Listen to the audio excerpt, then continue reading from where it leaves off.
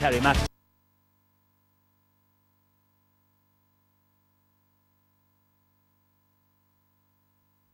Bounces between them yesterday, and as you can see there, Andy has a 4-inch height advantage over his opponent and is all of 9 years younger than Oisin Fagan. Gentlemen, before we join our commentary team, predict this. Give me a winner. Give me what round, Mick?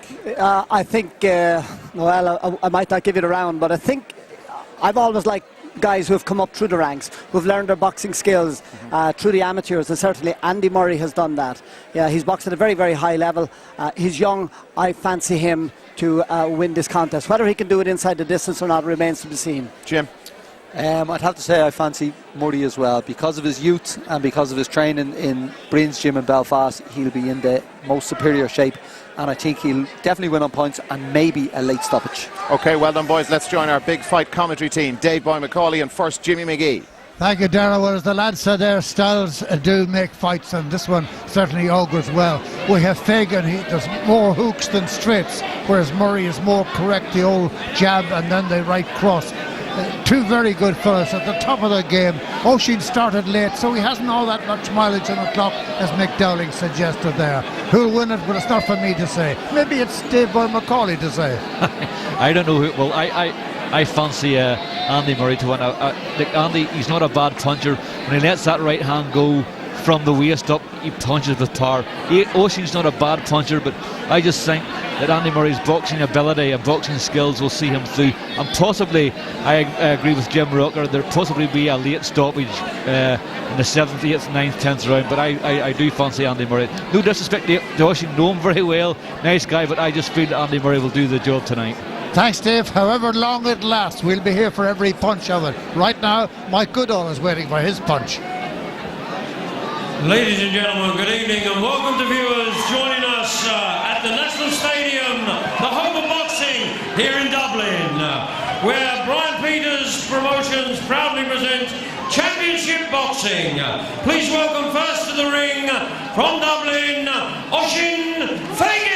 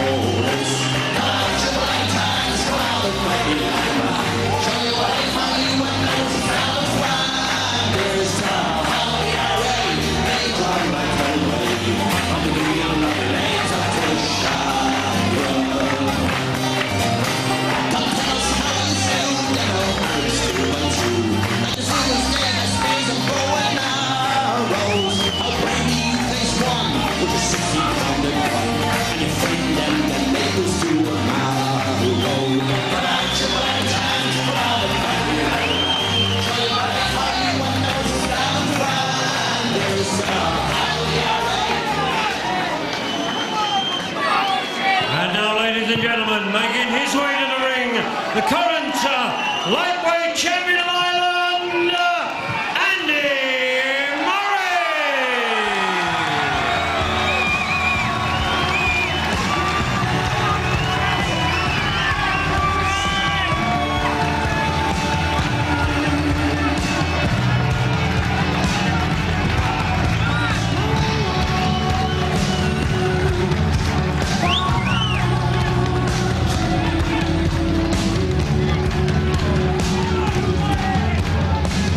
Comes the pride of Cavan, and as you can see, he's wearing the Cavan colours as well, the Gaelic Games colours of Cavan. He'd be familiar with this national stadium because he sparked off a great amateur career here, of the 3 national senior titles, and other victories here representing Ireland and himself. Here he is, Andrew Murray.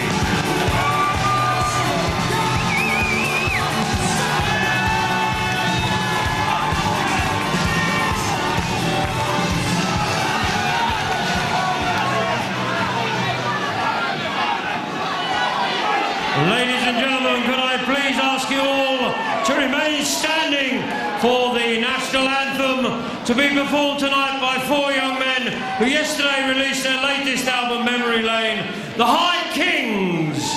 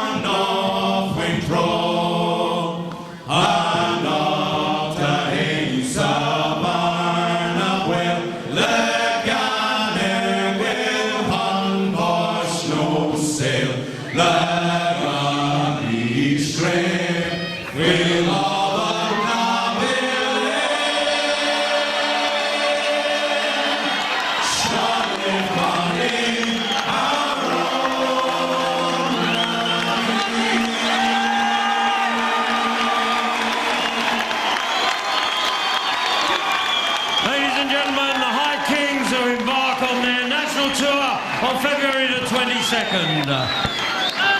Ladies and gentlemen, this is the main event of the evening. The officials appointed for this contest by the British Boxing Union of Ireland, their president, Mr. Mel Crystal, the timekeeper, Mr. Alex McKenzie, and the third man in the ring tonight when the action begins, our referee, Mr. David Irvine. Ladies and gentlemen, live and exclusive on RTE Sports, Brian Peters Promotions in association with sponsors Yajing Beer, BlackwaterMotors.ie and PerfectDebs.com proudly present a contest of 10 3-minute rounds to decide the lightweight championship of Ireland between and introducing the boxers. And firstly, fighting out of the blue corner, he wears the black trunks trimmed with green. Weighing in at 9 stone and 9 pound and brings to the ring a 32-fight professional record consisting of 25 wins and 7 losses. He comes to the ring as the challenger for the title tonight. Ladies and gentlemen, presenting Dublin's very own Oisin the Gale Force Fagan.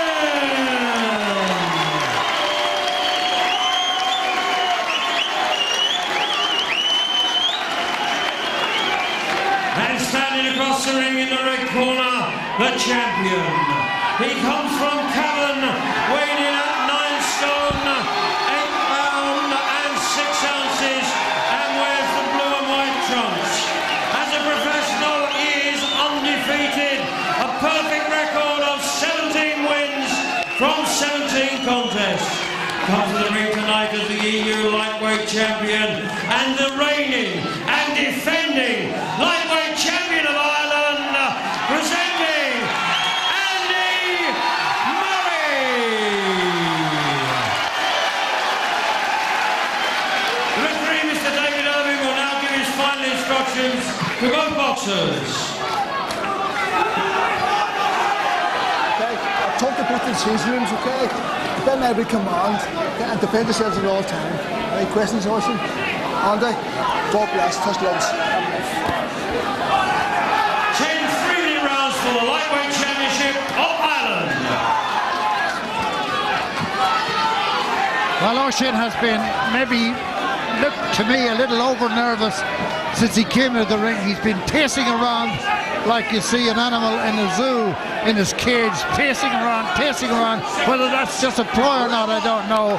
Whereas Murray, coming out of the red corner, looked calm as he always does. If you watch Murray, he throws very few inaccurate punches in the fight, and that goes right back to his amateur days. No pressure. The jab, the cross, the jab, the cross. He could throw little clusters as well. Always very good and correct. You see the crouching style of Fagan. That will be non-stop. He doesn't need invitations to come forward. That's his whole life in this game since he started late. Went away to America on a scholarship for football. That's soccer, Americans. And he has an injury that might have happened in a soccer match. It happened against Amir Khan when he broke his leg. In fact, just above the left ankle. And there's a plate or a bolt in it at the moment. It's a real football injury, like somebody goes over the top in a tackle. But here he is, the ex-footballer, now a boxer, and up against the very correct-looking Andy Murray. Murray's going to count to keep that left hand up quite high, Jimmy. Oisin Fagan came out there and delivered an overhand right and landed bang on Murray's chin. Caught him fair all now, caught him fair and square. A decent point, so Murray's going to have to be very, very, very careful. Because Oisin, he's not a one-punch knockout merchant, Oisin, but after 2 or 3 good shots, he'll put you down or maybe knock you out. But it takes him 2 or 3 good shots to do that. But he is dangerous, and he's coming out here in the first round, all guns firing. Well, that's what we expected from Fagan, and he hasn't disappointed. Nearly 10 years in the difference in age of these two, as Darren Maloney has been telling us earlier on. But look at Fagan, non-stop. He just puts his foot on the pedal to the metal, and off he goes. Terrific attitude he has, always bubbly humour. In fact, these two have become very good friends, but as they say, this is business and business only, and they'll remain friends after it as they have been before it. 3 fights in the last 7 months, 2 wins for Oisin Fagan, but that loss to Eddie Hyland was in one of the best fights ever seen in Ireland in the pros at the basketball arena in Tala. They're still talking about that one, but will Murray stop the talk tonight? This has got off to a tremendous pace, this fight. I think both fighters here are wanting to impress tonight, and boy, if they come out all guns firing. Oisin's coming forward. You don't have to look for Oisin Fagan. He's there right in front of you. So Andy Murray doesn't have to do much bar. Keep this man. He wants to keep using his jab here. He's got a good, strong left jab. He doesn't want to get involved like now, because if he gets in too close, he gets caught with those overhand rights. So he's going to have to stay away and use that big, long reach that he has. There's no point in being tall and having longer arms than your opponent if you're not going to use that to your advantage. The only thing about it, Dave, is that when he tries to make a bit of space, Oisin Fagan closes it up almost immediately, but Fagan, as you see, no, he doesn't have reverse gear on his motor. Very good first round. It was all action, absolutely all action, and a big crowd at the stadium. In fact, it's full. Must have enjoyed that day, boy. Good stuff. It was a cracking first round. Both boys are coming out to impress everybody tonight. Both want this title. Andy wants to keep it, and Oisin wants to have it. So it's going to be a cracking fight. Now watch that overhand right. This is where Murray has to be very careful. When he gets in too close, Oisin Fagan lobs that over, and 9 times out of 10 it lands on target. It's a dangerous punch. The voice is that of Philip Sutcliffe, whose son will be boxing the next couple of weeks in the Irish Amateur Championships.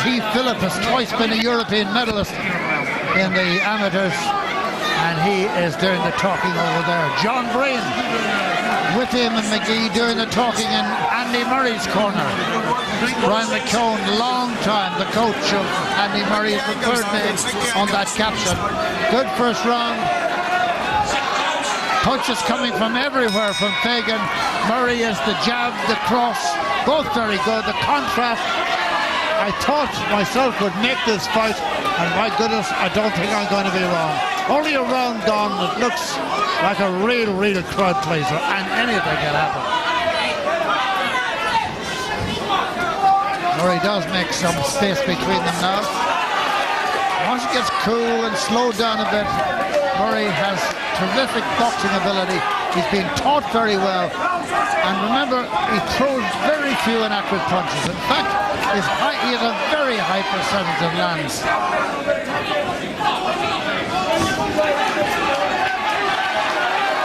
Talking about injuries earlier on there to Oisin Fagan, Andy Murray, as you know, had a broken collarbone, and that had put him out for a few months.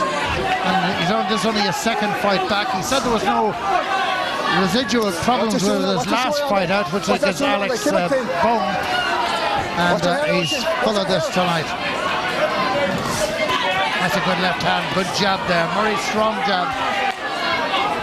Yes, he's trying to get distance between himself. It means then, Jim, if he keeps a bit of distance between him and Fagan, he can get those left hooks onto the short rib, and that's what he's doing right now. He's hitting it, and then he's moving. Good stuff from Murray. If he gets too close, he can't get the punches off, and then he gets caught with Fagan's overhand rights and wee left hooks. He wants to keep it. You can pressurise the guy and push him back, but still keep it at long range. Lovely boxer, Murray, of course. And if you coached him, you'd be proud of him, because he seems to do everything right by the book, and he's gaining confidence now in this round too, which he is dictating. But Fagan is a dangerous man.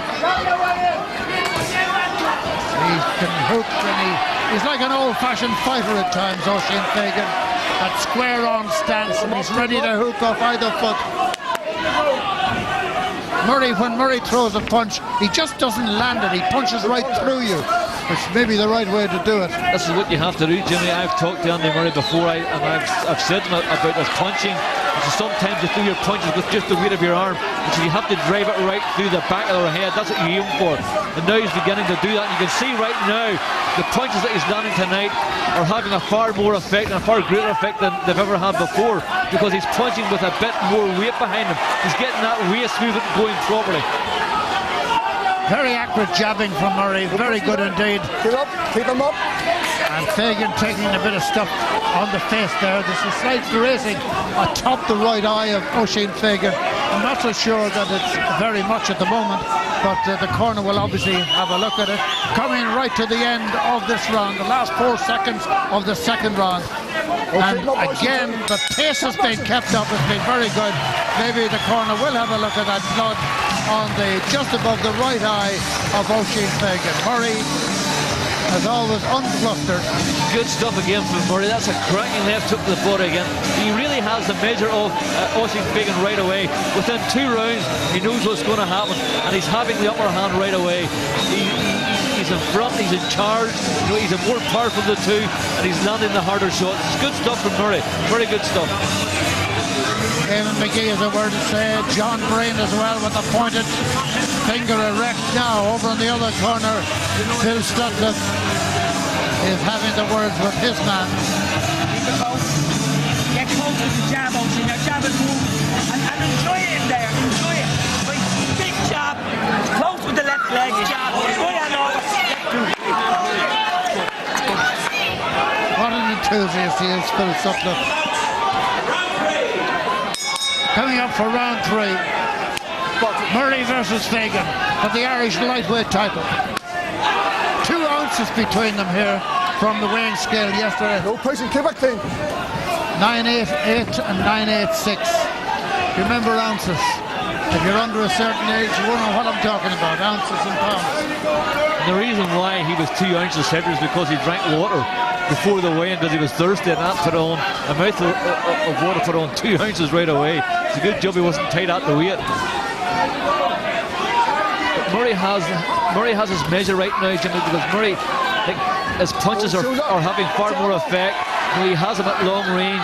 He has been exactly where he wants him now, and what Murray's doing here is picture book stuff. You know, 1-2s, and he gets a wee bit closer, then he drops that left hand to the body, or the right hand to the body. Good stuff from Murray.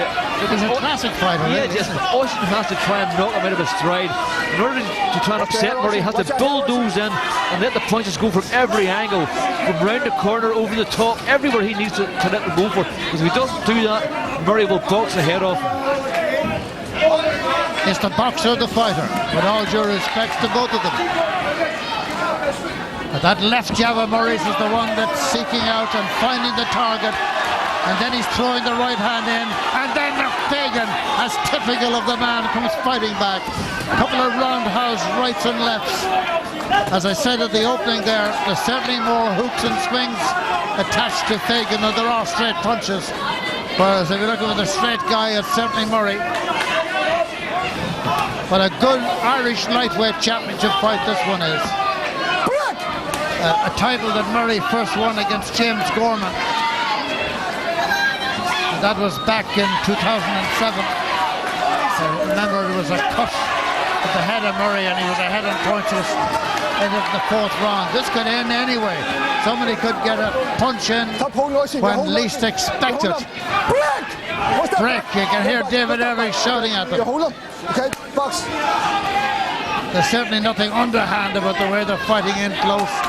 They both desperately want this title. For Murray, it's the gateway to an even bigger career. He's a European Union champion, of course, but there are bigger fish to fry for him. For Oisin Fagan, this is one of the steps that he has to take if he's going to remain a viable professional. I think what Oisin Fagan has to do here, Jimmy, is to throw away plan A and plan B and just go all out, because he's been outboxed, he's been outpunched. So what he has to do to have a chance, you know, of winning this title, he's just going to have to throw caution to the wind and let them go from every angle and just hope and pray that they land and that they do damage. And if this was being marked up on the computer as they do in amateur boxing, no doubt Murray would be ahead at this moment. But this is pro boxing, and Oisin Fagan is alive above ground and well, and anything is possible with him. Great stuff from Murray again. He pushed Fagan off there with the elbow. You can see the referee saying something to him there, but good stuff from Murray. He has the upper hand here at every time. He's bigger, he's got a bigger reach, he's stronger, and he hits that bit harder. But Murray, in my eyes, at the minute is steamrolling ahead. Don't let him move. Now move your left leg after your jab. Move your left leg after your jab, and then bring yourself into your own right hand. Finish on the left, right? Breathe in. So get close to him and relax. Make him miss. Take your time in there. Breathe in. Right? Okay, take your time. Wear him down. That's Phil Sutcliffe. You'll be familiar with the voice by the time this night is over. John Breen a lot quieter in the other corner. All the time. Elbows in, right? Each man has his own way of communicating what's necessary. And away we go for the next round. Round 4.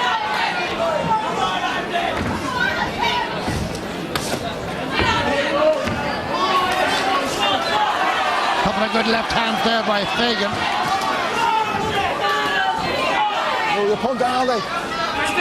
Murray always seems to be cool inside and outside the ring. He may be burning inside and not showing it, but he boxes as a cool customer.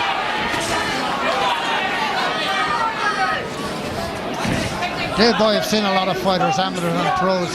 Murray has a very high rate of punching accuracy, hasn't he? He does, there's no doubt about it. That jab is very, very, very accurate. That's never out of Oisin Fagan's face. But his right hand and his hooks to the body, you can see every punch that he's throwing you. They're breaking Oisin Fagan's defences down here. Because Murray is a stronger fighter here, Jimmy. He's tougher, you know. He's more powerful. You can just tell, and his punches are having a far greater effect on Fagan than what Oisin Fagan's punches are having on Andy Murray. The only thing is, they're going to have to worry about these two guys. They're fighting at a terribly fast pace here. They want to maybe slow it down a notch because there's a lot more rounds to go, and we're only hoping that they're still firing the same shots. You know, later on in these rounds, that's what they are now, because if they're not, or if one of them's not, that one's in big trouble. Fagan loves the fight, though. He did that against Eddie Hyland at the basketball arena in Tala. That was a great fight, and he's doing it again, and he'll always do it. If you're looking for 100%, whatever he's getting for pay night tonight, he's certainly earned it, and he's no shortcuts with him. He won't be calling in sick, that's for certain.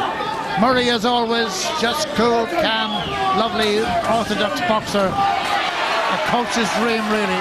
17 fights, 17 wins, 8 of them inside the distance. And over his professional career, Andy Murray has averaged 5 rounds per fight. It's very good statistic indeed. And this is round 4, so remember that stat as we come up to the next round, if we do. There's one thing I have to say about Oisin Fagan, Jimmy. He's very courageous, he's very brave, and he's taking everything there that Andy Murray's doing at it, and he's coming back. He's trying his best, but he's being outgunned here. You know, he's being outfired. Murray has all the advantages: the height, the reach, and the power. You know, you can't ask for any more than that, and his boxing skills are superior. So therefore, you know, in my mind, Andy here it's not a breeze for him, but I know it's not nice, but Oisin's doing his best, he's trying his hardest, but I think he's just up against a brick wall here. You know, I think no matter what he does, it's not having any great effect on Andy Murray. I don't think Oisin has the power to upset Andy, or he doesn't have the skills to beat Andy. Some exhibition stuff there for Murray. Not showboating, mind you. Exhibition stuff is the end of round 4. And Andrew Murray comes back to his corner. He must be happy inside. He'll know himself. Fighters know themselves, just like footballers do. You know when you're playing well. It's nice to be told too, but you also know yourself. Yeah, Oisin keeps coming forward. He's got the heart of a lion, but he's on the receiving end at all times of that jab, those uppercuts and those hooks. You know, and you can see the power that Murray has in comparison to Oisin. You know, it's becoming really difficult for Oisin right now. You know, when this man here, Andy Murray, was a child, he had that hip or upper leg ailment called tetanus, and it looked as if he might be wheelchair bound for a lot of his life, but he recovered from it, almost miracle-like. Not just recovered, but is in fighting for a title, or trying to retain his title, his Irish lightweight title. As for Oisin Fagan, Oklahoma University, where he got a degree as a teacher. Keep it clean. Great fella, and 2 good friends. There'll be nothing underhanded by this. There'll be no low punches, certainly by design anyway. Murray would be ahead at this juncture. This is round 5, which, as I told you earlier on, is the average number of rounds that Andrew Murray has boxed in his professional career per fight.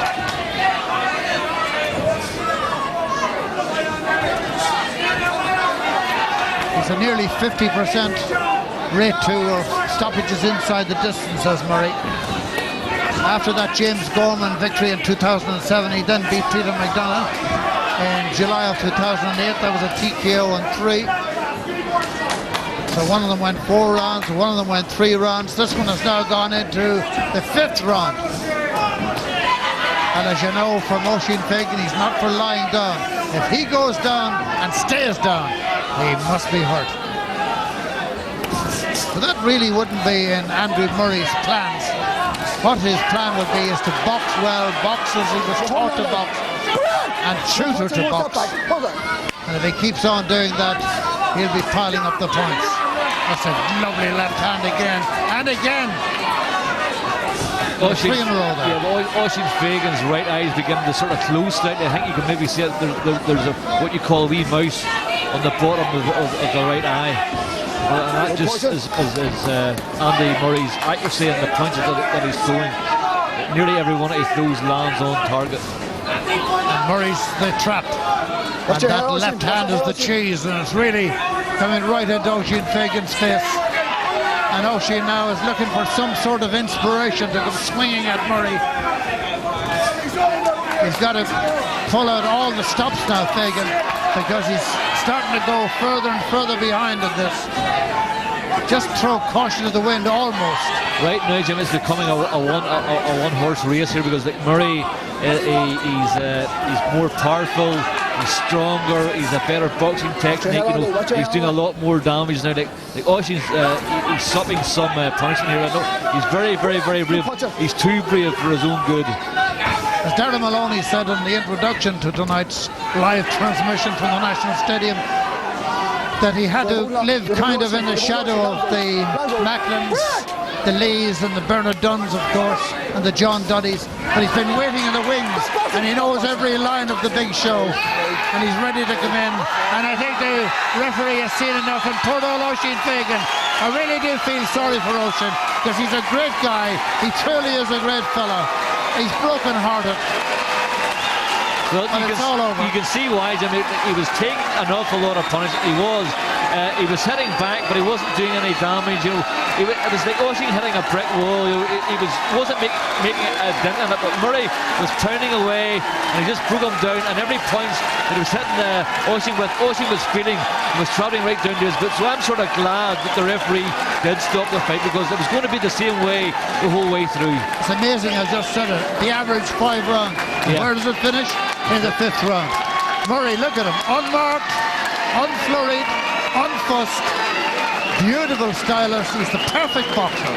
If a young fellow came into your gym and after a little bit of tuition he ended up like that, you'd be very proud of your club. You'd be very happy. So what's ahead of him? Do you see there Brian Peters, the promoter, came out, and he's the man whose golden arm has made professional boxing what it is in Ireland now.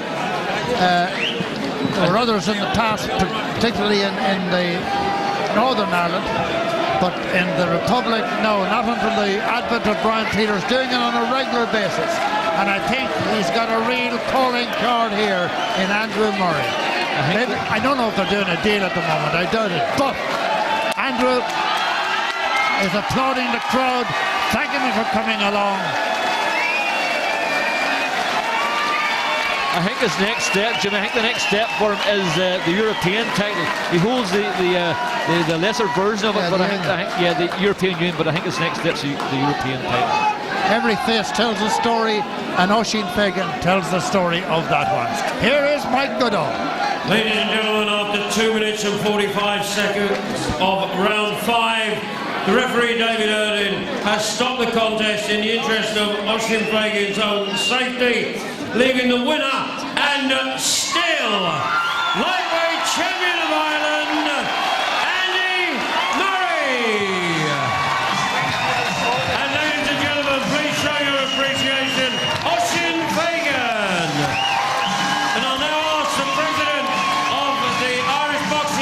Mr. Mel Crystal, to present the championship belt to the lightweight champion of Ireland, Andy Murray.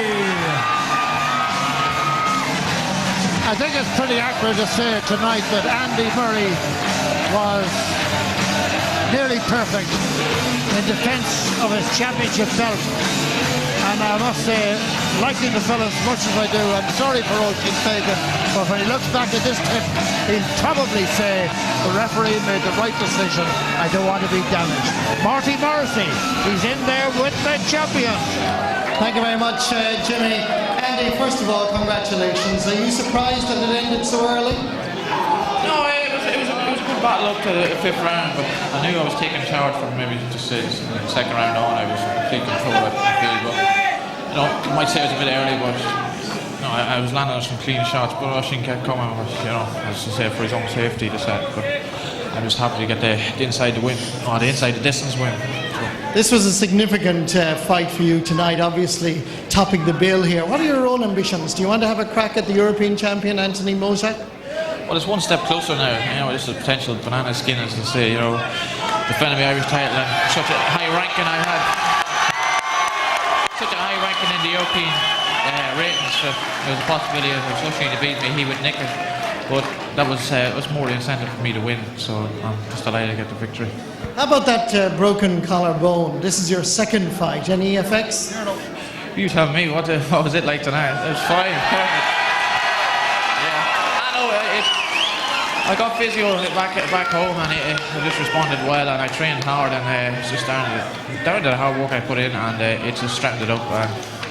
I mean, I got the sparring, done everything that was possible in John's gym and in my home gym, and I got myself in good condition and put in a good performance there, so I'm delighted. Well done. I believe you were doing a little bit of training with the Cavan footballers as well. Yeah, well, I didn't hear any result tonight, so I was wondering how they done. But apparently they were very good in the last match, and a good bunch of lads and hard trainers, and I wish them all the best as well. Stay with us, Andy. Oisin, I know you're disappointed because I think you were expecting to go a little bit longer, obviously. Well, congratulations to Andy. He's a very good boxer. But in fairness, I thought it was very prematurely stopped, you know.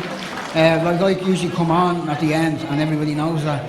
And like, thank God now it was hurt, but I was absolutely not hurt, you know. So and that's kind of what I do, is I keep on going to the end, you know. And I can't believe I was stopped. It's ridiculous, I think. But congratulations to Andy all the same.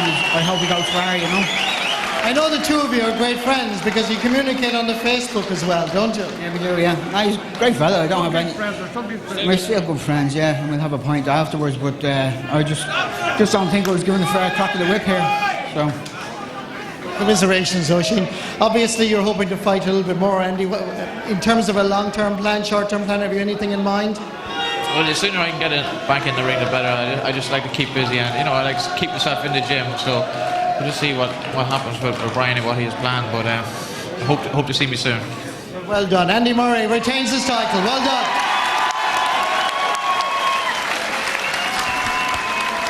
Okay, Andy Murray with Marty Morrissey. Very impressive performance, should I say. But Jim Rock, Oisin Fagan not happy with the referee's decision.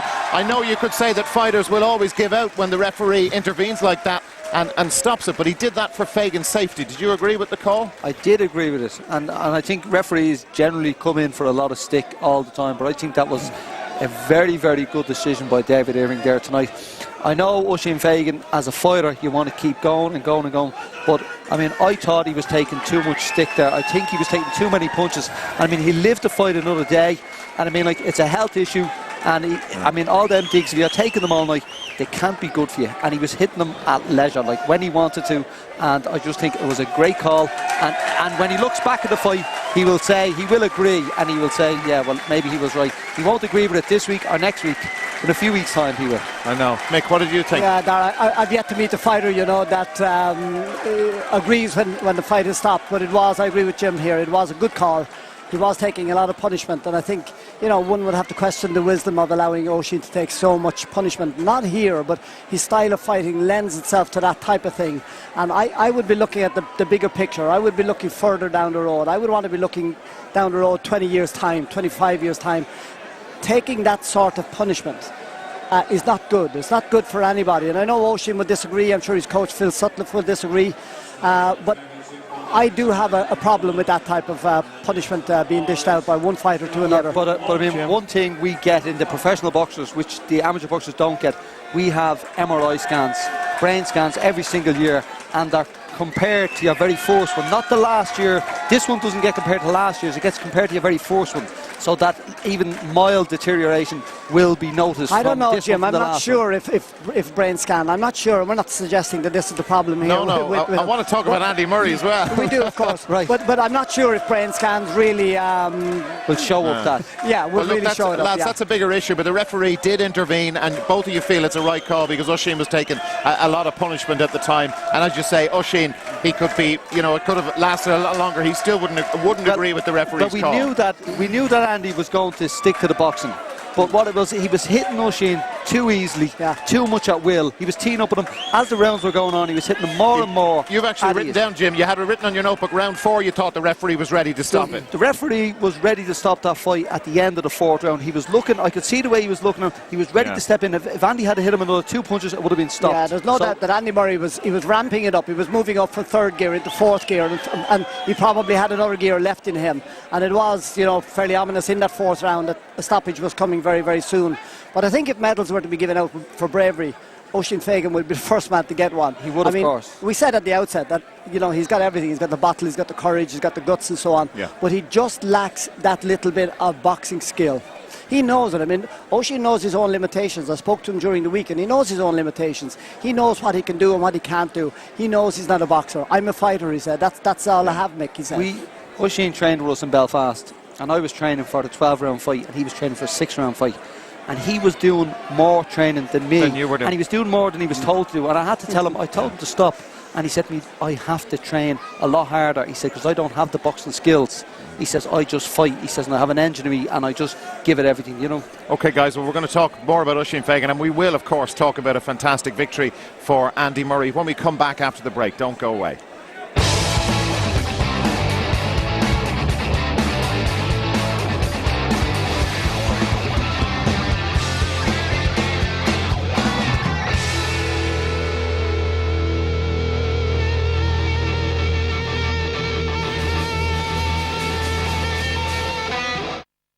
Back to the telly in the very near future. Marty, aren't you, Marty? When this baby hits 88 miles per hour, you're going to see something serious. And don't forget to spin the wheel.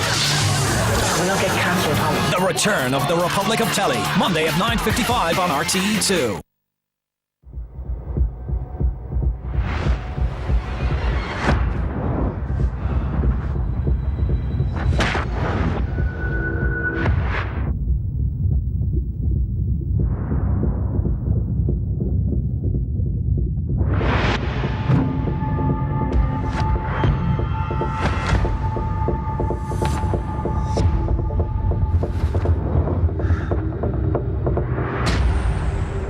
Kellogg's Nutri-Grain, official snack of the Irish rugby team, unofficial snack of everyone else.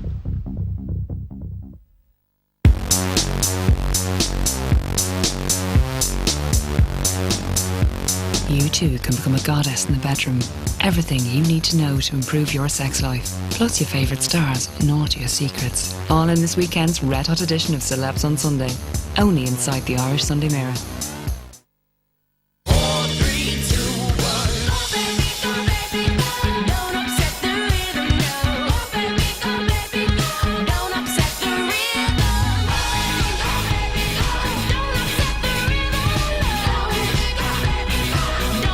The Mazda 2, with our €3,500 scrappage offer, is now yours from only €10,995. Scrappage just got sporty. This graph indicates the situation as it stands. As you can see, we need solutions, and we need them fast. Has anyone got any great ideas?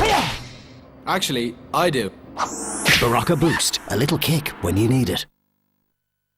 So I get this call from a friend of mine, Lynn. She had this notion of cheering things up with knitting. So I texted a few mates and we did it. Fantastic, people loved it. Then we stopped. But here's the weird thing, it didn't. It's still appearing all over the place. Guess people know you can't have too much of a good thing. Cheer up your top-up with up to €200 off any prepaid phone. Vodafone. Ronan O'Gara talks about the last 15 minutes. You're looking at a big period of a game. Of course, there's going to be chances. Doubts are the enemy, and you have to keep believing in yourself. You outwork the opposition, you get up off the ground first. Lucasade Sport has just become so important in my routine. I take it as a given. Lucasade Sport helps you go longer and stronger in the last 15 minutes. I enjoy the big games. I need that adrenaline rush. That's what drives me. Lucasade Sport. Last longer, finish stronger.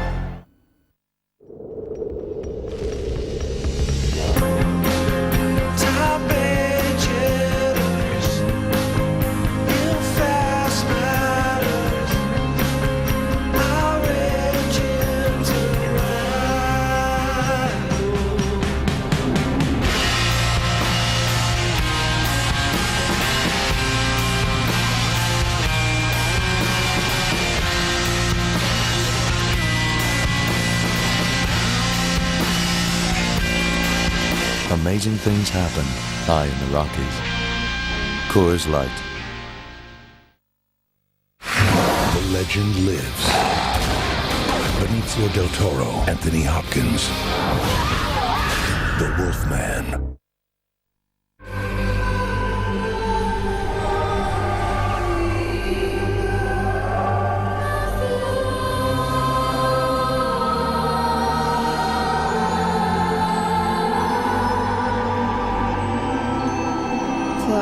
By Gucci, the new fragrance. Tonight's All or Nothing numbers are 2, 3, 5, 8, 10, 12, 13, 16, 18, 22, 23 and 24. Check results on lottery.ie and RTE Airtel page 152.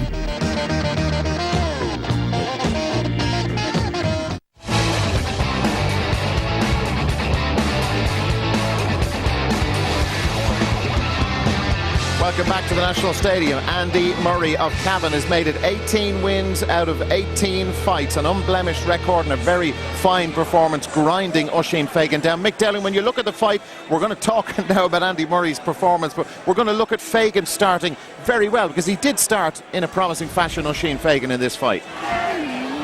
Well, yeah, I mean, you know, Andy Murray is a little suspect to taking right-handers over the top. In his last fight, and his coach John Breen wasn't quite happy with the amount of punches he took, and you could see there Oisin getting that right hand over the top. And obviously Phil Sutcliffe, as Oisin Fagan's coach now, had seen that too and said, look, throw as many right-handers as you can. You never know what would happen if they explode on Andy's chin. But Andy has got a good chin. He hasn't been stopped. He hasn't been beaten. So, it was always going to be pressure from Oisin Fagan, and if Oisin was fighting somebody who didn't have the high level of fitness that Andy Murray has, perhaps his style might gradually wear the opponent down. But it wasn't going to be with Andy, because Andy is a very, very fit fighter. From the very first time I saw him here as a young amateur quite a number of years ago, that was his style. Mad fit, good boxing, pressure, pressure, pressure all of the time. And Andy Murray was never going to run out of steam here today. And when he took over, Jim, he took over in a very impressive fashion. Here's some of his shots here from round 2 onwards. Yeah, I had the very first round even. I scored that evenly, and the next 4 rounds I had Oisin all the way. Or I had Andy all the way, should I say. Yeah. He got his boxing together, he got his distance. Every time Oisin came forward, he just took a little step back, and then he just went to town on him. He just had the longer reach, he had the better boxing skills, he had the amateur pedigree, and he had the homework done, and he just had too much boxing ability. Well, you can see also, Jim, you know, he used his height to great advantage. He was punching a lot of times from, you know, a little bit out. Oisin was so short, missing with those punches, and Andy was just non-stop, poetry in motion, jabs, hooks, uppercuts, total and absolute variety of punches going in. I did say at the outset that he's not the biggest puncher in professional boxing in Ireland, but he most certainly is a nice, sharp hitter, and John Breen was telling me that when he works him on the pads, his jab is quite strong, quite solid. He's a nice hitter, but as I said, not the biggest hitter. Yeah, but you don't have to be an absolute one-punch knockout merchant. If you are hitting them very cleanly, very accurately, you will put them away after a while. Now, the European champion, gentlemen, is a Frenchman. His name is Anthony Mezache. Now, surely an Irishman can beat a Frenchman at something this weather, and maybe it's in that the European title. Andy Murray, like we said, is number 4. He's rated number 4. So really, the Boxing Union of Ireland are affiliated to the EU. So hopefully they'll be able to push for him to be Mezache's next opponent. Is he ready for it? Is he ready for a big title shot? I think he is. He's got 17, 18 in the bag now. I think you might as well grab it now. And if you get the chance, you take it. You don't put it off for another 6 months or another year. You get the chance, you take it. I think it's worth remembering, that it's a number of years ago since Andy won his lightweight title here at the amateurs. And next Friday, the National Senior Championships open here at the stadium and will go on for the next few weekends. So real fighting going to go on here over the next 3 weekends, Dara. Yeah. Do you think he's ready for a crack at the European title? He has this EU one, which, as we've mentioned before on previous Pro Box Lives, it's the lesser of it. It's just European Union nations. Well, this is the continent, the whole of Europe. It's the lesser of it, but it puts you in the top 10 in Europe. It's a stepping stone.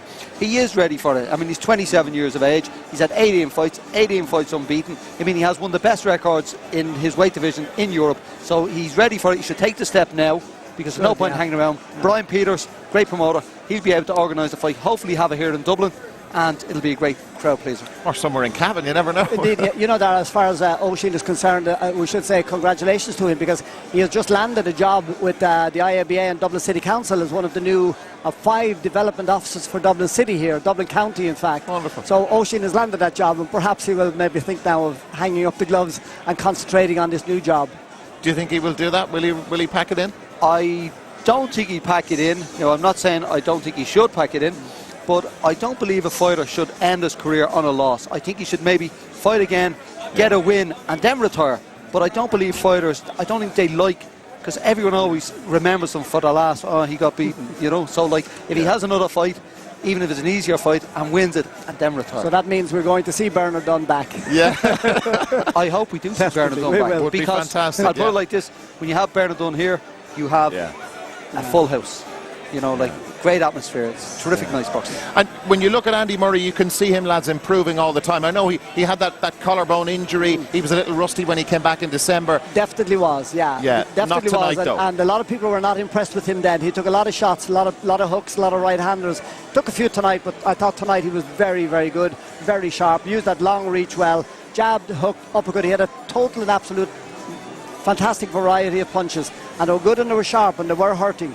And of course Oisin would be disappointed with the stoppage, but then I've never met the fighter, as I said, that was happy with being stopped. Indeed, but we felt, and everybody here in the stadium felt, it was the right call. We're going to take a break. When we come back, we've more live boxing for you. Another Irish title on the line, the featherweight title. It's Patrick Hyland against Richie Coveney. Don't go away.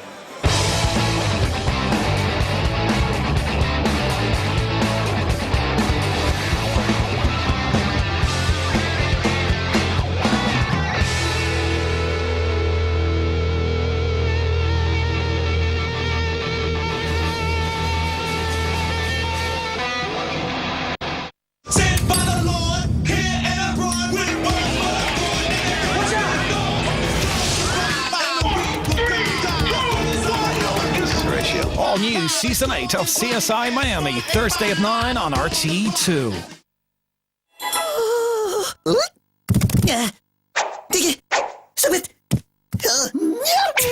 Pink Lady wishes you a happy Valentine's Day. Teenagers, and I've 2 of them, so I need a way to keep the bills down. Well, if you switch to Aircom's fixed price bundle, you get unlimited local and national calls. That'll be handy. Yep, and fast, reliable broadband. Yeah, okay. Plus now you get 30 minutes to any mobile network. Well, the kids will be happy with that. And all for a fixed monthly price. That all sounds perfect. Visit aircom.net to find out more about our new fixed price bundle. Always there to help you get better value.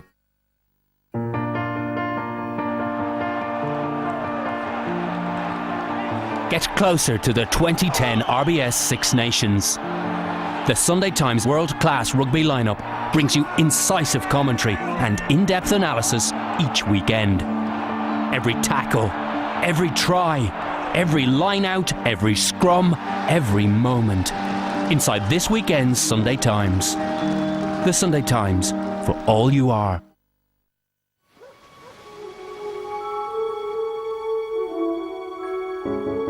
All prize bonds have magical power. They can come to life. Thousands of cash prizes are won every week, and €1 million every month. And what's more, you can always have your money back.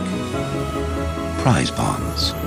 You can sleep soundly, and you can still dream.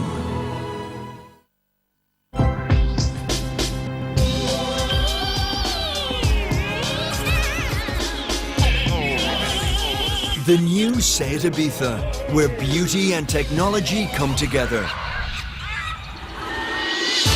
Now from just €10,185. And that's not all. Now you can get €3,000 off any Seat that qualifies under the road scrappage scheme. No deposit required. Seat. When heartburn rages like fire, you need Rene-Dual Action, which combines two powerful forces. One soothes the fire in your chest, the other defends against excess acid in your stomach in just 2 minutes. New Rene-Dual Action. Dual power to combat heartburn. 24 hours looking for the right thing to say. One simple, I love you. 70 wedding invitations. En poste. Do more. If you've time in the morning, try a warm, nourishing bowl of Flahavans. If time is tight, there's microwave quick oats, ready in just 2 minutes. And if you don't have 2 minutes, Flahavans quick oats in a single serving tub. Take it with you to work. Flahavans sets you up for life. Certain phone and broadband companies promise a lot. However, on closer inspection, they seem to be all mouth and no trousers. That's why in the last year, over 55,000 people have come back to Aircom. For real value and service, switch back today. Acid erosion has become more prevalent. You drink orange juice, you drink wine, they are all acidic. Your enamel is actually softened.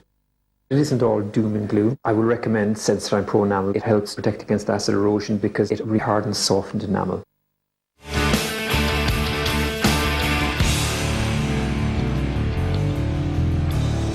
Patrick Hyland and Mickey Coveney coming up. Lots more sport coming your way here in RT. Tomorrow on RT2, Radio 1 and RT Online. We've coverage of Italy versus England in the RBS Six Nations. That's at 2.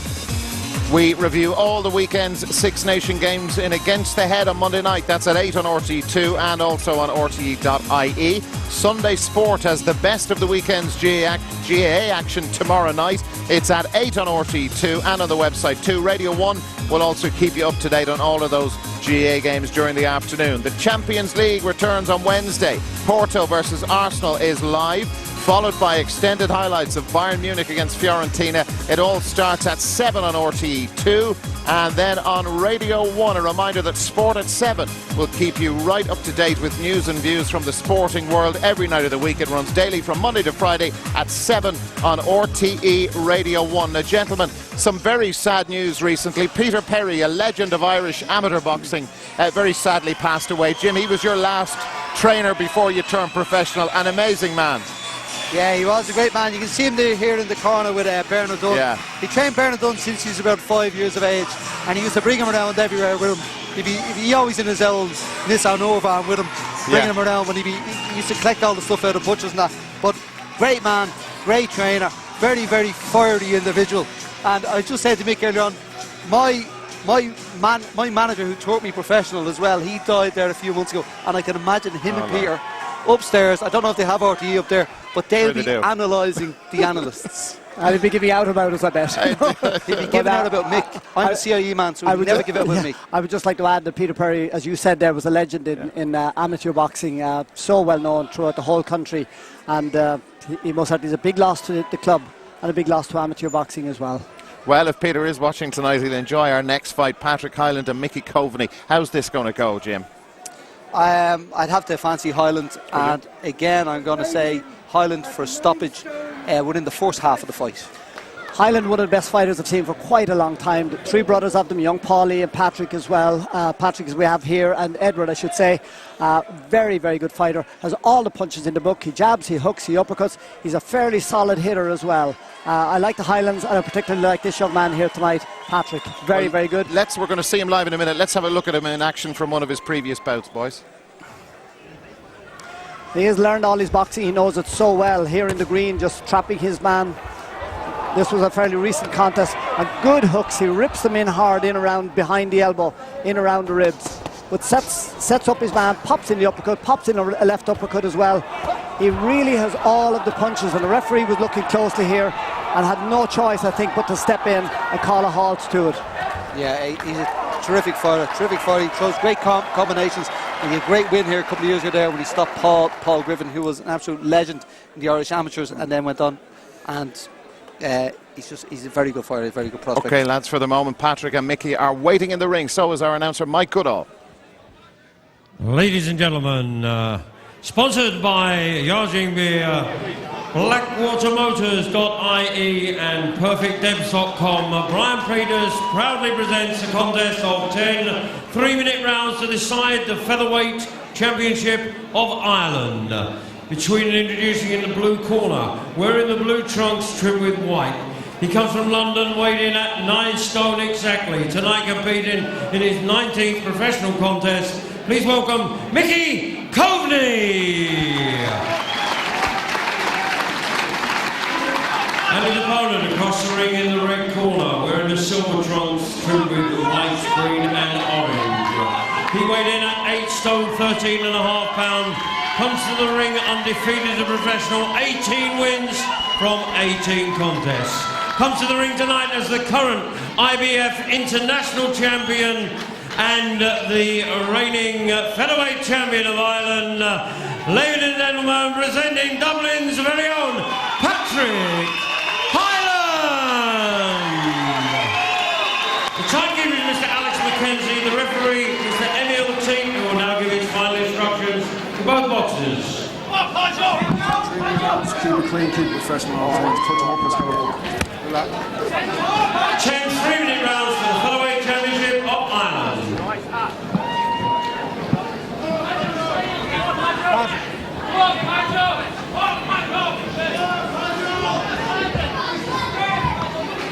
Seconds out, round 1. The three Hyland brothers, this is Patrick, 26 years old. And if you're going to watch for anything in particular in this fight, watch for the left hooks of Patrick. He can change from that jab to a hook and a body shot that really is a rib cruncher.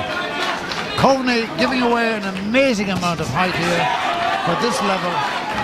He's only 5'4" according to the stats, but he looks even smaller than that if he did it weigh-in yesterday.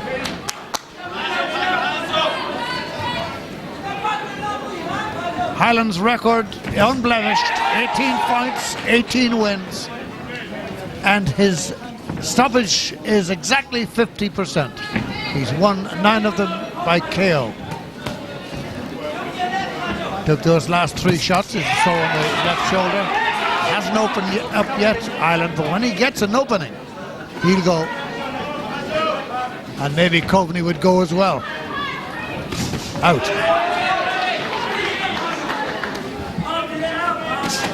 Oh, it's a right hand to the body there from Hyland.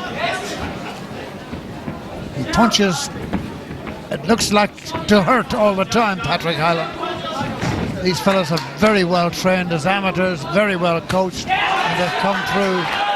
If you were having a family world contest, the three Hylands would certainly be well up there as scoring brothers.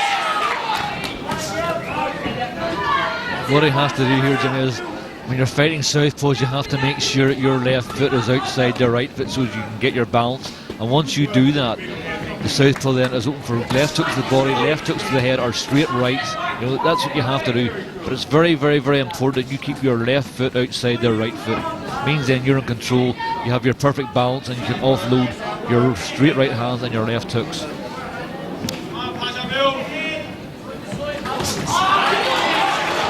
First we saw a right hand to the body which looked stiff, and we saw a left to the body there which equally looked strong there from Hyland.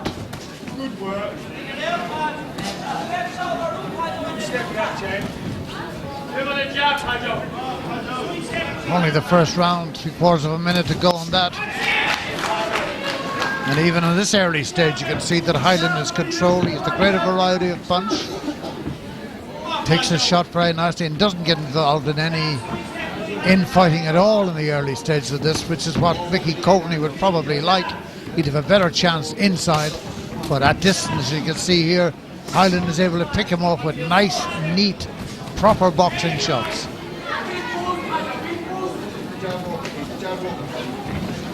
And take elusive action as well, if and when Coveney comes. You see that? 5 punches thrown by Coveney. It's fair to say not one of them got through to the target. As we come to the end of the first round, Hyland's round. He has the greater variety, he has the greater style, and it looks as though he's on his way to the title, or is it too early to say? Well, it's better to say it, Jimmy, but he looks like he's in control. He looks like he's the heavier puncher, you know, but southpaws are awkward. You have to, as I said earlier on in the first round, you have to make sure that your stance is proper. That's a cracking left uppercut there from Patrick Hyland, bang on the chin. You have to make sure that your left foot is outside your right foot, or else you're off balance and you can't get any punches into your, or any power into your punches whatsoever.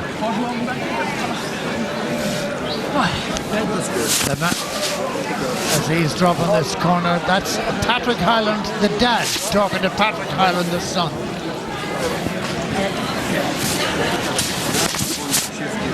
Encourages lads all the way along. Mickey Coveney comes out of London. Cork connections. He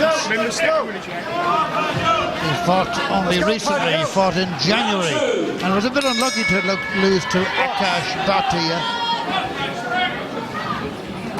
But then you can't be unlucky all the time. He's lost his last 6.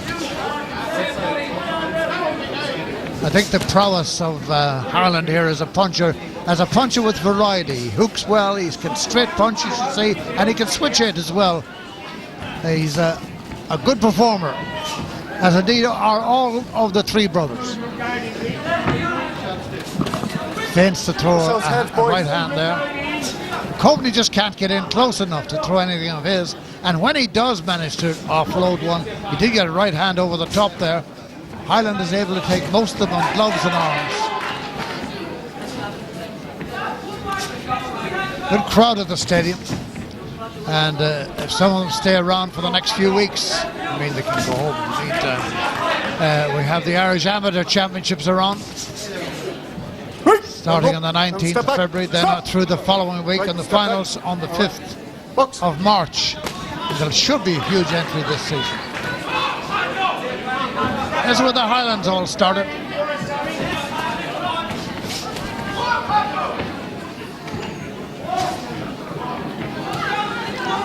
Coveney hasn't been able to throw anything of real consequence in this. I like the variety of Hyland. Do you, Dave? He's able to go left hand or right hand and lead with either. Yep. And he seems a big puncher. Accurate, certainly. He's a good solid puncher, Patrick Hyland, and he puts good combinations together. But this guy here, he's a bit awkward because normally Patrick is banging the left hooks to the body, the left hooks to the hip. This guy, because of his southpaw stance, is that wee bit more awkward. And you see that Patrick's left foot there is inside Coveney's left foot, so which means Patrick Hyland can't get off his left hooks because the legs are in the wrong position. They're too close together. So he has to make sure, I know that this sounds like I'm a broken down record here, but he has to make sure and keep his left foot on the outside of Coveney's right foot. You have to do that. It's how you fight, it's how you beat the southpaws. It's the only way. Not unless you knock them out with a haymaker. Unless you're a gunslinger. Yeah. But even having said all that, Hyland is still doing the business here. Coveney working away at it though, as you might expect for a man fighting for a national title. Mickey Coveney, Cork via London, but doesn't seem to have the variety to worry the man from Tala. Tadjo as they call him, and Hyland as they also call him, as you see on the back of his trunks. Towards the end now of the second round, and fans of his behind me shouting big left hook, somebody else said big right hook. It just shows you the faith they have. As for Mickey Coveney, he wouldn't have all that many supporters in the crowd here. A few, though, have come over.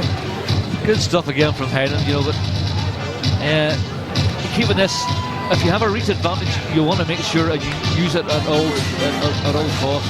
He doesn't want to be trapped ropes. He doesn't want to let the shorter man get in close. Because once the shorter man gets in close, he can do a lot more damage than if you have it at long range. So keep it at long range and box the ears off. So that's the corner of Mickey Coveney.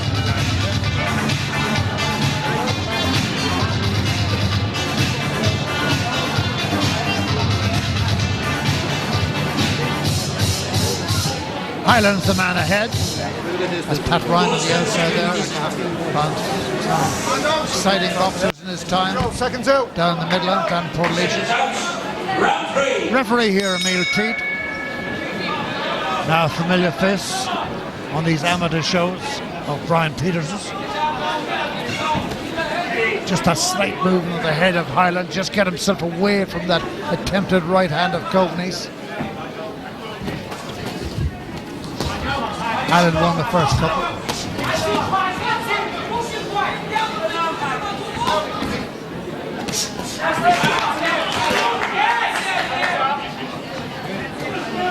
Quick hands.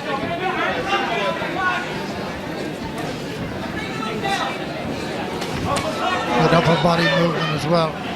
And he's certainly making himself very difficult to hit for Coveney.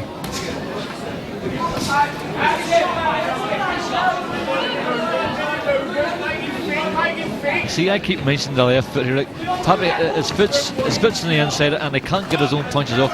He's going to have to make sure. I don't know whether his father has seen or his trainer has seen this yet, but Patrick's left foot is always inside Coveney's right foot, and that's the wrong place to be because Patrick Hyland normally lets the punches flow a lot more fluently than this. He lets combinations go 4, 5 and 6 punches. He's not really doing that because his feet are in the wrong place and it's making things that bit more difficult for him.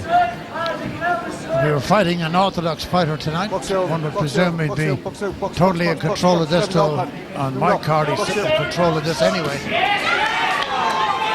See, he's coming in too square on, Jimmy. He shouldn't be like that. He should be round to his own left. You know, so a harder target to hit him so he can get his own punches off. You come in square on, you're sitting the southpaw down to the ground. That's what he wants you to do. Come in straight on so I can hit you easy. So if Coveney had the ability, based on that expert analysis from Dave Boyle McCauley, if Coveney had it in him, this is his chance of doing something, but apparently at distance here he doesn't have the reach. He certainly doesn't have the height. He's a couple of inches shorter in reach, and he doesn't have a lead punch either. His jab is not penetrating the solid wall that Hyland has put up against him. We're only in round 3 and already the featherweight title looks on its way to the well-stacked trophied home of the Highlands. You see, he's even moving the wrong way. He's moving round to Coveney's right, which he shouldn't, or sorry, Coveney's left, which he shouldn't be doing because he's moving on to his favourite points, the left hand. So he's standing far too square, and that's why Coveney's able to punch him here and have some success. It's Coveney's best spell on the Yes, it is. Yeah, it is. But Patrick Hyland's making it easy for him because he's fighting the fight that Coveney wants. He's going straight in a straight line and going back in a straight line instead of moving. Patrick Hyland should be coming to his left all the time. Nonetheless, you wouldn't disagree that he's ahead here after 3 rounds. He's ahead, but he's making things pretty difficult for himself. See him stuffed the whole way through here. Like Coveney's in close where he wants to be, and he has Patrick Hyland right in front of him, not round to the side, either side, just right in front, and it's very easy for him to offload his left hands and his right hands, and Patrick Hyland is there every time. So like, he's fighting, in my eyes, in my opinion, he's fighting the wrong fight right now. He should be moving to his own left, away from Coveney's left hand, and banging in his own left hooks and banging in his right hand. And you can do that only when you go to your own left. Step back on your right leg, do you hear me? Yeah. Anchor the back foot when he comes in. Yeah, step back on your right leg and come right up. Andy Murray, still the Irish lightweight champion. Near perfect performance from Hernham earlier on, and he's watching and enjoying the featherweight title fight. This is the 4th round, scheduled for 10.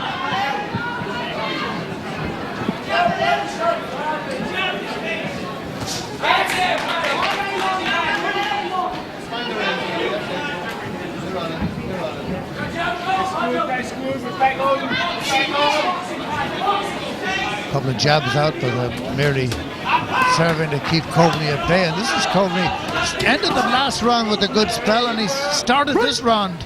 Step off, step off, step off. Gaining in confidence. There's no doubt about that. So Hyland has got to box him off now and show his mettle.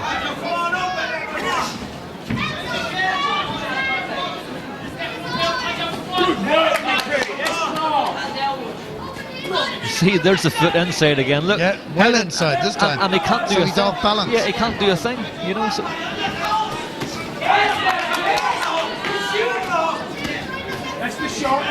This isn't the Patrick Hyland that I have seen. You know, Patrick Hyland that I've seen in previous fights is letting go 4 and 5 and 6 punch combinations, and there's a lot more power. There's a lot more spark. Right now, to me, he seems to be very flat. You know, there's no real spark there. You know, he's just not doing things right. I don't know what it is, or maybe it's just my imagination. But what I can see here is his stance is wrong to fight a southpaw, and when that's wrong, everything else goes wrong. And also, it's allowing Coveney to gain a bit of confidence, which he didn't have earlier on. He's certainly beginning to gain it now. Throwing more punches and landing more.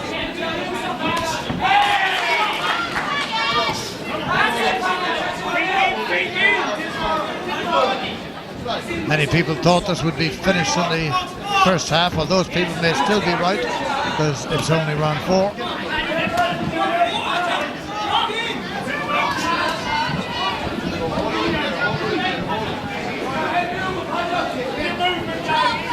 Plenty of support for Hyland, as you might expect. Dublin fighter.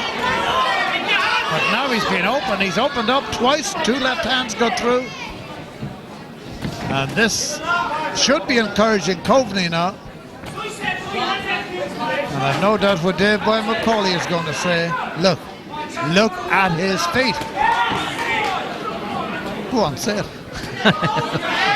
Do you get anything for repeat performances? No, but it's such a simple thing, and it means an awful lot. It means the difference sometimes of being able to offload your punches easily and heavy punches. But the way he is right now, you can do nothing like that, because he's off balance. You can't get the power behind the punches. He's sitting Coveney down to the ground because he's coming in a straight line. That's what a southpaw wants you to do. Coveney will feel that's a better job done in that round and the one before it. See, he got through with the right hand. He got through with the right hand over the top again there. I don't understand what Patrick Hyland's doing or what's going through his mind right now, but he's certainly fighting the fight that Coveney wants him to fight, and it's paying off for Coveney. Hyland's still slightly in front, but that lead's beginning to close right now because Coveney's having a lot more success, and if this keeps going in this manner, there's a chance Coveney could win this. Wouldn't be surprised if he started off with the outsider of 2 here, that's for sure. Didn't have, but Patrick at the minute is being pretty. The only way I can describe his performance right now, Jimmy, his performance is pretty flat, pretty you know, it's diluted, you know what I mean? It's just not what it should be. There doesn't seem to be a real spark there. He's very good when he fought Manuel Sequeira at the O2 back last September, which was his last throw fight, that TKO in the 6th round then, 6 of 8. And he ended that with a series of really punishing body shots, which we haven't seen a great deal of any tonight.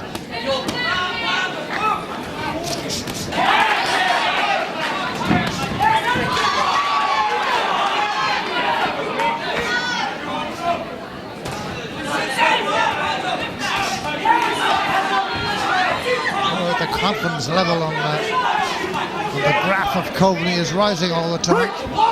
And the gap between them is closing in this, the 5th round.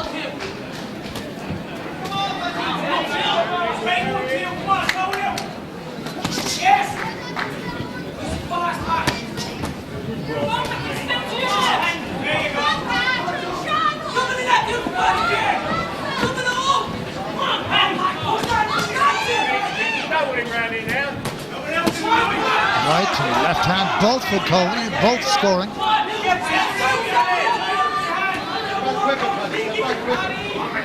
He's doing everything to suit not only the southpaw but to suit the smaller man. He's in close, he's not fighting at long range. You can still pressurise guys when you're taller, you still can come forward and keep things at long range, but he's doing none of that.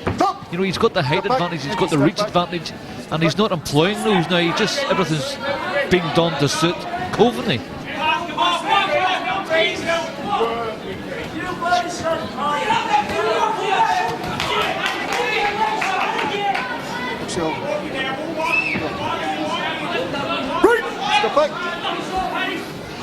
What he has to do here is he has to sort of dig deep here and move it up a notch, because if he doesn't, if it keeps going against here, Coveney's going to grow in confidence, and in fact you can actually see Coveney going ahead in points, because like right now there's very little in this fight.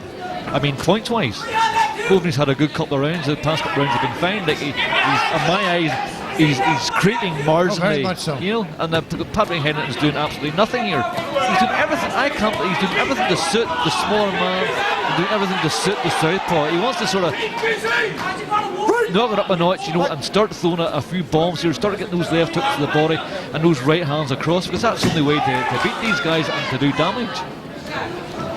Imagine if you asked Hyland what he thought of southpaws, he'd hate them, I'd say. He's not the only one. Join the queue. Crowd behind us here saying get busy, Patrick, and that's very good advice. Most of the people here behind are in boxing clubs, amateur boxing clubs, so they know their stuff. It started off as though Hyland was going to go a bomb here in this one, but it's not that he's gone off the rails completely, but he's by no means boxing at his peak, judging on the 5 rounds we've seen so far. Same stuff again. Like Patrick Hyland's doing it. He had some success. That was 1, 2, 3, but there's no real power. Because if I could have seen his feet, I could have told you his feet were right in between Coveney's feet. And he's throwing punches round the sides. They're hitting the gloves the whole lot. Well, let's hear what his dad is going to say to him. So far, steps into the punches, you hear me? He said nothing. Step off to your left,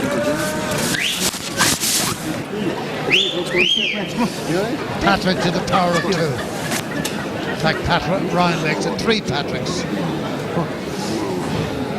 Hold the center of the ring, you hear me? As soon as you come back near the rope, belly straight off over the center of the ring, you hear me? Yep, I am. Where are we? Call us 10 seconds. I think they are giving him a hard time. they almost bombed him out there, didn't they? There we go, round 6. And you'll notice that Hyland has gone southpaw. You can't beat him, John. He punches well off both hands, Patrick Hyland, and maybe this is the key to it, to dominating it. He's gone southpaw, and it is already beginning to pay dividends.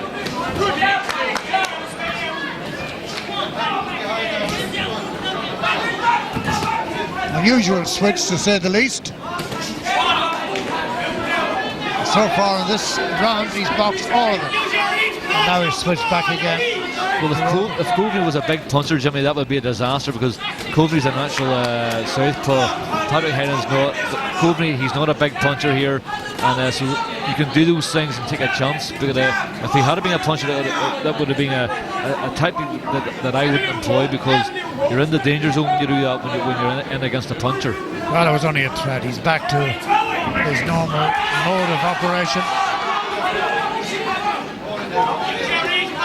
It may be that Hyland is even getting annoyed at himself now. He can't dominate this fight, which on paper beforehand and to all known available information looked as though he was going to win it with a considerable amount of ease.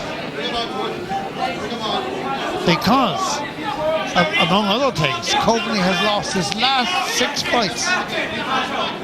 1 on points, 2 on points, like the last 6 on points, but it's not a record that anyone would be afraid of. His percentage of stoppages, Coveney's, is just over 5%, as against 50% of Patrick Hyland's. So that in itself might suggest something. And yet here we are, just above our corner here. We have Coveney carrying the fight to his man. Team Hyland must be saying, how can this be happening?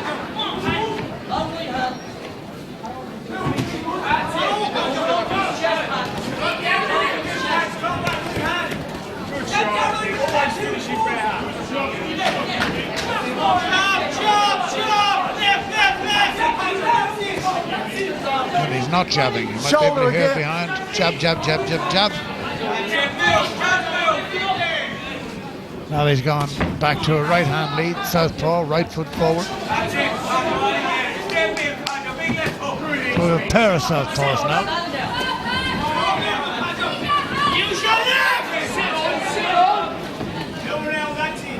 Sparing use of the left hand from Patrick Hyland.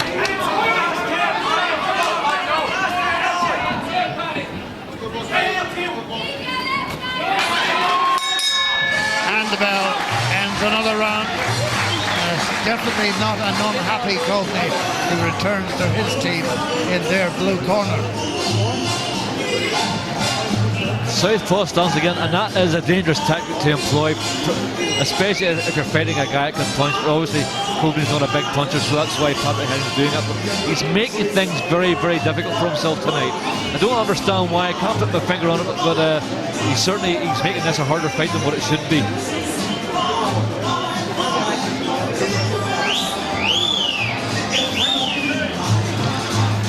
Each of them fighting professionally for a 19th time. Hyland by far the better record. Hyland unbeaten. He's boxed 79 professional rounds as against 93 rounds for Coveney. This is the 7th. 4 rounds left in this one. And now, right at the top of this round, a different Hyland appears from the corner.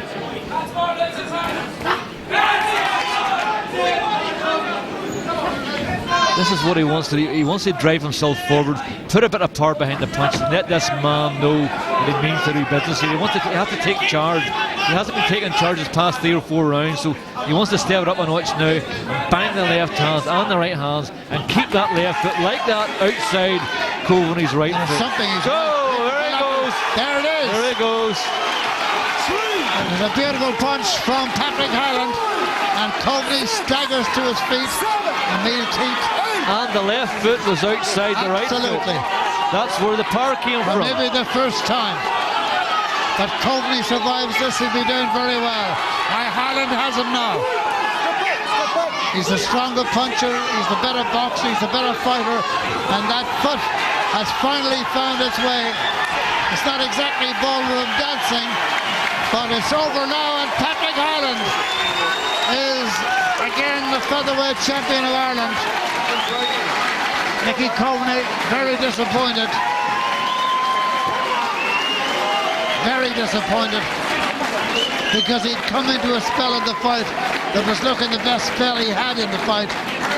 But then, for the start of that round, Hyland came out, almost you could see it, a new man as he came out of the corner, and he set to work, and the stands in the stadium, and they're considerable in number, knew that then, and not funny is, but proving how right our analyst Dave Boy McCauley is, as soon as he planted his left foot outside the right foot of Coveney, his balance was restored, and that right hand had venom in it.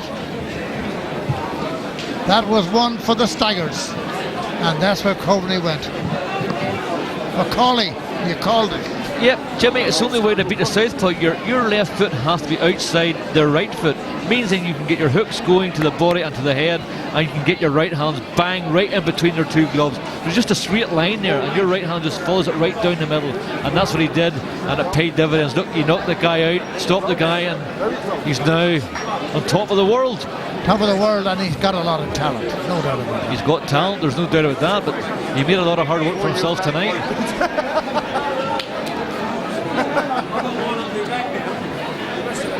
Well, over in his corner now, they de-glove him.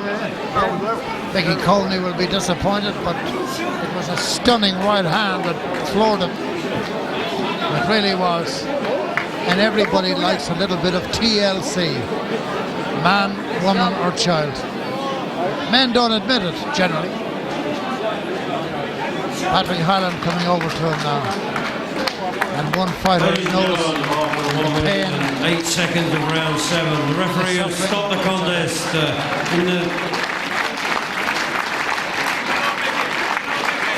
leaving the winner and still featherweight champion of Ireland, Patrick Hyland. Ladies and gentlemen, please give a round of applause. A very good opponent indeed.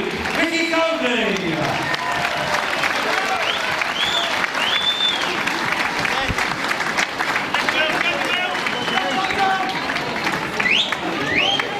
And still featherweight champion of Ireland, Patrick Hyland. So Hyland gets the applause, and Marty Morrissey gets his man. Thanks, Jimmy. Hi, Patrick. Congratulations. Well done. I know you ended in the 7th, but it was difficult enough, really, wasn't it? It was difficult with the guy's height. He's a very good fighter. I've seen him. Well, I didn't see him fight, but I've heard he's had tough opponents over in the UK, and he's been on the badly end of decisions, and I could see why. But I needed to get me range. I was patient. It's pro boxing. There's 10 rounds, so I wasn't trying to blow him out in the first few. So I picked my shots. I started in the 6th to the 7th. I started picking up, and I caught him well. And mind you, he's a tough boy. He's one of the best I've fought so far. And was it the fact that he was a southpaw was the problem? Not really. Like as I won my belt, I beat a southpaw. I've boxed out. My last fight was the southpaw. I stopped that guy. It's just, you know, I'm 5'8", 5'9" for a featherweight. He's a small guy, like when they're dodging, like, you know what I mean. It's hard to hit them. But credit to him, like, he's a tough boy. He's one of the best opponents I ever fought. And you know what we remarked and we loved was the ability to go from orthodox to southpaw. That's a tremendous skill. Well, I try it a lot in the gym. My younger brother Paul is much better than me at it, but like I found I was catching Mickey a lot, like, so I stayed at it for a bit. But then when I found he was getting back into me, I had to change again. Because at the end of the day, he's a tough, good, brilliant opponent. Well, let's have a word with Mickey. Mickey, come in here and join us. Commiserations, Mickey. Good performance, but eventually got cut out. Give me your thoughts. Patrick's a good fighter. I thought I was in front, but like he said, he's patient. He's a good 10-round fighter. And he's probably, I've boxed the best fighters in Britain, and he's up there with them. He's the best, one of the best punchers. I've never been knocked out like that. I've never been hurt in a ring like that before, so well done. Good fighter. With the name Coveney, it has to have a Cork connection. Oh yeah, my dad was born in Cork, and all my family's from St Patrick's Road, but they moved over here when my dad was a baby. But I'm proud of my Irish connections, and I'm proud to be over here fighting for the Irish title. And I love you all. Thanks a lot. Well done, Mickey. You're going to have to practice that Cork accent a bit, I think. It's a cool Cockney accent. He's a geezer. Patrick, just for the future, where are you going? I mean, what about a European title? Well, hopefully that's this year anyways, yeah. Like, as I say, I'll work more in the gym and I'll perform much better. But, you know, hopefully at the end of this year, should a European title. I'm ready to fight any featherweight in Europe. The likes of anyone in Britain, anyone in Europe, I'll take any of them on, no problem. The name Kiko Martinez, is that on the radar? Kiko is there, yeah. If he wants to fight, I'll fight him, no problem. I'll show all the Irish fans that Kiko's just one-dimension boy, and I'll punch the head off him. And finally, I have to ask, because I know your dad is in the corner as well, the Highlands, they love their boxing. I mean, your brothers are all champions as well. Yeah, 2 brothers champions. My father was a good amateur, trained us through all my career. The best coach I've ever been with, because, you know, he puts the needle down on me, puts me down on the ground, just say, here, get out of there, get to work. But as well, my great grandfather was a boxer. That was down through the family, you know. So it's just growing up through the family, and we're tough boys, you know. All the way from Jonestown. That's a good part of the country, I can tell you, Patrick. It's the best part, you know. Bring up the tough lads. And tell me about your dad. I mean, you must be very pleased as well, are you? Over the moon. I knew this wouldn't be an easy fight with Mickey. We watched him on tapes, myself, Pat and John, and I just told Patrick not to underestimate him, that he boxed Akish Bahia there a couple of weeks ago, and from what I've heard, he's getting a rematch. So we couldn't take him, and he was a problem for the first few rounds. He switched southpaw, found him, then switched back, and just like professional boxing, the shot landed, and that's the game. Patrick capitalised on it and finished the job. But a fantastic opponent, so I'm very proud of Patrick and the other boys. Well done. Congratulations, Patrick. I presume there'll be a bit of a party in Jobstown tonight. Big time, back in the metro. Well done. Irish featherweight champion, Patrick Hyland. Well, he's a real character as well, Patrick Hyland. It was a fabulous punch in the 7th round and a very deserving win. It was a strange fight, though, because he seemed to go through, well, there was that change to southpaw, the change back, but he didn't seem initially able to get to grips with fighting the southpaw that Coveney is. No, well, you know, before the off there, we said very little about Mickey Coveney. Perhaps we said nothing at all, you know. And I think at 5'4" in the featherweight, he's a little bit small. At 5'4", he makes me look big, I'm sure. You know, but he made it awkward for Patrick there for 3 or 4 rounds. But I thought all the time, I think he knew what he was doing, and I thought he was holding back a little bit, you know, and it was obvious that he was going to come out on top. I thought, even though he allowed Coveney to get in close and you know, and he fought at close range, which you would have thought that Patrick would have stood out, boxed at long range, used that long jab and popped the right hand in, but it did. It took him 5-6 rounds to do it. How unusual is that, changing to southpaw in the middle of a fight? Well, like he said, he practices that in the gym with his brothers, and that's where all the work is done, is in the gymnasium, practicing and perfecting. So obviously, because he's practicing it there, he tried it out there in the ring tonight, and he had a bit of success with it. And as well as that, it would have flabbergasted his opponent a little bit. Would have said, "Oh, what's he doing now?" Would have put him off. It worked out for him. It just the point maybe I'm trying to get at is that it just seems like an awful risk. Or was that Patrick feeling so confident that he was going to beat this guy anyway? No, I don't think it's confident. When fighters, there's loads of fighters like Nassim Hamad used to do it all the time, and there's some fighters out there, and that's the way they fight all the time. Switch hitters all the time, you know.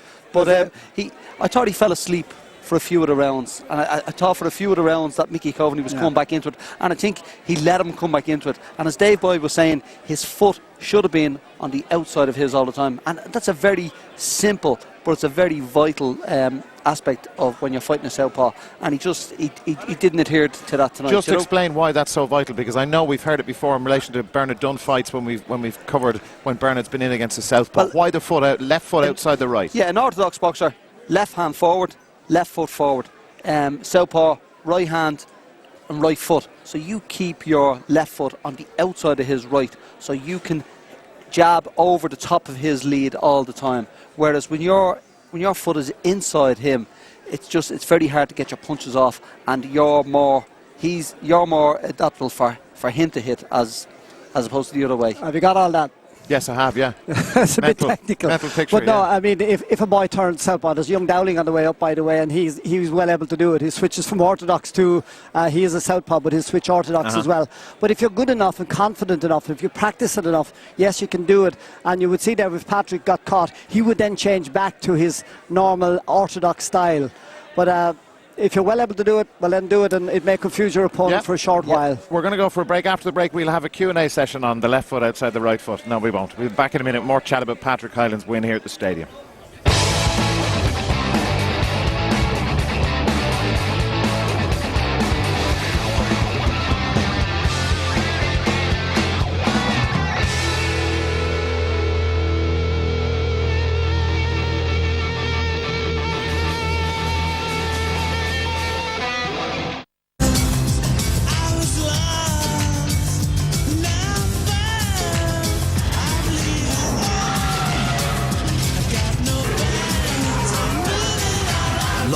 Thursday at 9:55 on RTE2.